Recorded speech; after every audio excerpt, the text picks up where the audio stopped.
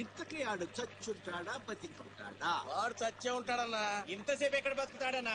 ఇంకేం బతుకుతాడు, ఖచ్చితంగా చచ్చే ఉంటాడు. అయితే పందెం. వాడు చచ్చే ఉంటాడని నా పందెం 500 అన్నా. నా పందెం 800 అన్నా. 1000 రూపాయలు నా పందెం. నా పందెం 1200. నాది 1500 అన్నా. ఖచ్చితంగా బతికుంటాడని నా పందెం 2000. రా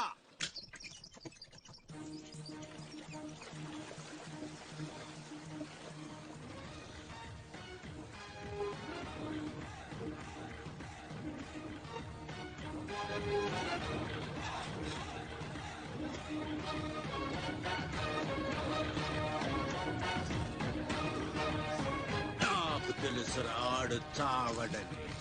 ఆడి బాడీ బాక్స్ ఆఫీస్.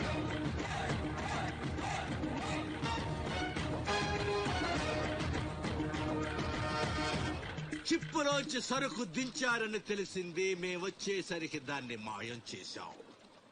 నడిసంద్రంలో అది ఎలా కుదిరింది?